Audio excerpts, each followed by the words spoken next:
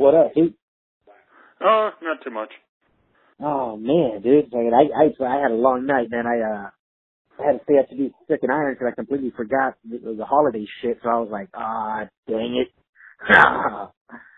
Me, I'm still pulling apart that Lone Wolf cover. I just haven't totally gotten it the way I really want it. Right. No, and Pete, I mean, I'll tell you like this, brother. When I saw your work, I mean, I remember the first time I saw your work back in the days. I had no idea you were using, the software you were using. I was like, I thought you were using, Photoshop and Illustrator and, No, Adobe. I've only ever used Paint.net. Dude, you fucking that blows my mind. I mean, dude, that's just beautiful. I think is the website you get it from. And all I use to put the report together is OpenOffice because they have that PDF exporter in it. Wow. So all I have to do is save the file and then just export it as a PDF. Yeah, man. I mean, dude, the work is that. I'm just like, I'm still at all, man. I'm like, because I know the programs that I have, and I know the programs that I have a lot of like little knick-knack tools to pull images out. That's why I've told you, man, whenever you have an image and you need something pulled out of it, just shoot it my way, man. Don't give yourself a headache. I don't mind doing it. Because you can figure out how I pull my images apart, pixel by pixel. Yeah, no, I know exactly where you're pulling them apart, man. That's why I'm like, dude, whenever you have something, like I said, don't give yourself a headache, brother. I mean, I blow it up to like 1,100%, and then until I can see the separate pixels. Right. I just follow the outline and use the eraser to pull the stuff away. I remember using that technique, years ago, and that's why, like I said, man, I mean, I don't mean to, try and sound all cocky or whatnot, but it's just the software that I have allows to, pull shit out real easily. Well, if I had the time to mess with Photoshop, my shit would be on a completely different level. Fuck yeah! Like I said, I can't wait, dude. Like one of these days, I'm gonna have to send you a computer because I got another one that I have right here. One of my buddies just gave me. So. Well, no, I had a good laptop, Asus ROG, but the problem was it had a bad charger, and then they went and changed the charger, and when they changed the charger, they fried the motherboard. What the dang? So my good laptop spent from November of last year till January in the warranty shop, and they just ended up cutting me a check because, like they said, it's been like almost 3 months, and at that point, they basically just declared it dead, destroyed the hard drive to protect my stuff, and chucked it. Dang. Yeah, no, brother. I mean, you want the mind-blowing part of this? The computer I use to do my stuff is an Acer Aspire 1 netbook, not a laptop. Nice. You like a netbook? That's like a 5-year-old netbook is what I do those reports on. Yeah, no, I mean, my computer's a trooper too, man. I mean, I got it about the same, about 5 years ago. It's a little Asus. Let's see, what is it? It's a Pentium. It's still a Pentium, put it that way. It's a Pentium. Mine's just a Windows 7 2.5, I think. Whoa, it's you're like a little shit netbook. Dang. I mean, that's even more impressive, brother. Yeah, no, I mean, I mean, obviously, Bug, he's been learning. I think he took the same route that you're taking, just with the paint, and I'm like, wow. Well, I learned everything. I learned everything I know from advice from I forget his name. I don't know his real name. You remember a manager that went by the handle of Mudo? No, I don't. Mudo? This is way back. Yeah, I don't know if you've heard of a staple way back in the day called the Dry Cleaning Guild. He was this he's this off-the-wall guy that just sort of like Bradshaw that did his own thing. And he was just telling me the key to doing a good report is taking ideas from things like magazines, layout ideas, that sort of thing, and just making them your own. And you've seen my in-work stuff. You know that's exactly what I'm doing. Pull a modern cover apart. And I'm man enough to say I've used Tiger Beat. I like it. Yeah, no, but I mean, dude, I mean, I don't care what you use behind it, you know, because it comes out beautiful, you know, but at the same time, it's just, I think what I'm more impressed with, I mean, aside from, I mean, dude, everything that you're doing is ridiculously impressive, brother, but what catches my attention the most is how you can fill a report, I mean, even when it's dry. Because I remember when you came into the ASL, there wasn't a lot going on, and you pulled. When I came in, I think that first cycle they only had like 12 cards, and within five cycles or so, they were up to low 80s. I was reluctant to go into the LWL. I mean, like I said, I started a couple back times. In the day when you had Bradshaw and Jamie and Jeff and some of the original guys in there when Frank was playing it, etc., it was a rough league. You could get your ass chewed up. In one bad cycle, you could probably tack 30, 40 losses on your record in one cycle. Like that. Dang. You just got rolled. You just got rolled. Like, dang. And it was probably, and the stupid part about that, it was like, you were, you know, getting those 34 losses with like a 494 or 495. It's like, you know, you still get I started a guy there. I forget what cycle it was. I'm just flipping back into my Dropbox because I keep copies of just about everything I've done for my past LWO work, my covers and that. I did covers dating back to like the mid-'80s or so. And I did one, I think it was early to mid-'90s, Bolton was, and by, I forget the cycle, within a year, just over a year, he had qualified for the Hall of Fame. Dang. That's how fast you can boost a record in the LWO. Yeah, Milton C. Westboro, the Reverend of the Righteous Path.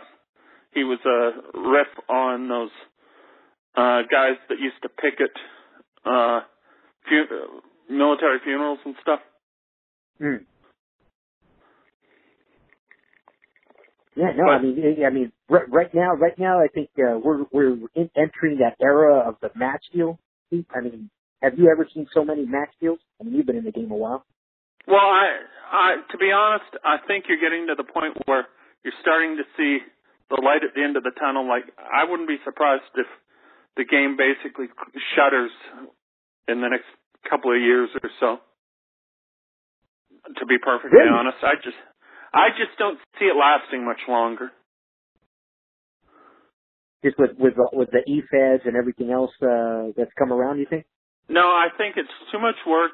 I think Kim and them, they're just basically just collecting the checks at this point. They're really not putting any effort into the product anymore. You're never going to see stuff like those other sports ever again. Right, in terms of them venturing off into, I mean, well, in terms of expanding that, it's too much work. And what else was there? But it is nice to see them opening up a little bit. I mean, because obviously what we're doing there in the ASL with the covers, you know, obviously that started with Melvin. I mean, I'm glad he reached out to them. Speaking of which, I got to get you to update that for the next bulletin cover. Oh yeah, I'll send that to you right when we're done here. Yeah, okay. You know what? I got it done, but I want to make a couple of tweaks and changes because I know we got the pay-per-views coming up, so I kind of want to add some stuff on there. So I thought we'll get to that right when we're done. And to be honest, Frank, God bless him, but I swear he's senile because I love him to death. but he doesn't always let us in on some of the stuff he does. He'll just surprise us with something like that, Mr. ASL, etc. Like he just putters on doing his own thing, and it, you know. You know what? Especially, I mean, I'm not sure how many leagues he's still in. I mean, he's in quite a few. Oh, anywhere okay, where you see the initials LB. That's him. That's Frank. Yeah, see, I get myself mixed up from time to time because I got my head fucking here and there, and you know, so I know I could get twisted a bunch, you know, but I did see the Mr. ASL thing. I was kind of expecting that to be like a next year tournament. He didn't even tell me about that. He just decided to go ahead and do it. And he also went ahead and did the heavyweight icon title. Just started that tournament. Never said a word. Just went ahead and started it. Huh. Yeah, that makes sense. I still can't get any junior heavyweights and the women. And Clark, or whoever it was, seems to think that they're gonna like cakewalk over Strawberry this cycle. Wait till you find out who Strawberry is. It's Belcher, isn't it? Yeah. I thought so. It sounds like something him or Mitch would do. I forget. Like, there are complete psychopaths that used to play this game. That these guys, they think they're tough. Like Mitch and stuff think they're cute. Oh, you bring some of these guys back, they'd get eaten up. But you know what, Pete? I mean, the game is moving forward. I mean, now I do see a lot more. I mean, recently I've seen a lot more, you know, kind of like tailoring towards like angles, because it looks like the group that has kind of like weaned away that you know, that was, you know, just cutthroat, you know, is kind of like moved away.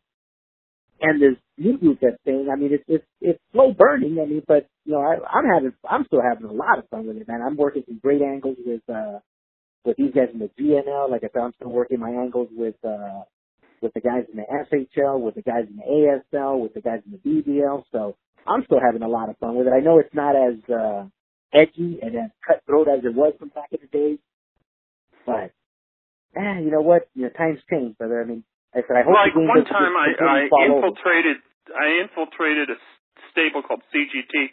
You had them believing I was Kostaf. You know, one of the big names. I can't pronounce his last name. He was a legend way back, and I got him believing I was him. Got into CGT and fired everybody. Kicked them out of their own stable. Oh, you're a dick.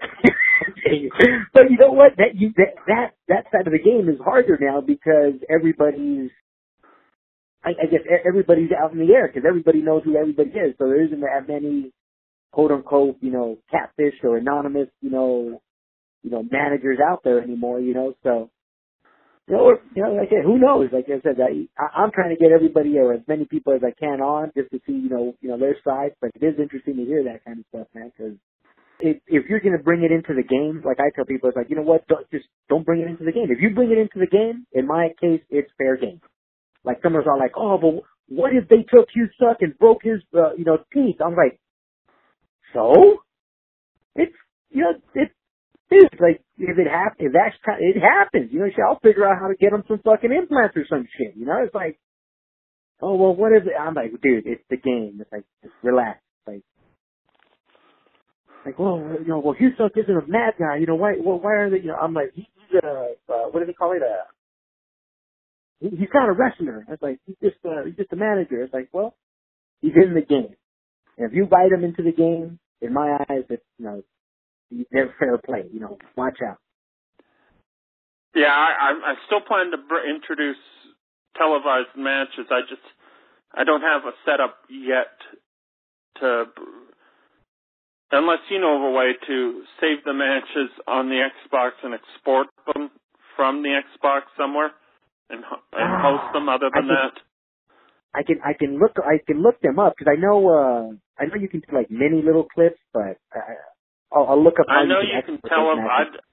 I've seen some people broadcasting matches, and I just don't know quite how they pull it off. Do they? Because I know you can record through your Xbox One. It's just I don't know how you record it and then upload it, because I know you have a cloud save option. I'm not sure quite how the people on YouTube do it. Otherwise, yeah, we would have televised matches already. I just haven't figured it out yet. You know what? Maybe I'll touch base with Eric, see if he knows of a way. But I'll look it up also, because I know I got a buddy that's a big old gamer also. So I'll see how he streams and shit. See if maybe we can figure out a way to get those matches on. Because that would be cool. We'll have to do another one sometime that's a little more planned out. Yeah. Oh yeah. No. Like I said, this one we'll call it the shoot interview. But like I said, I'll definitely edit it out to. Like I said, I'll make it sound PC. I'll make it sound PC. Believe me. Yeah. Well, you have a good day.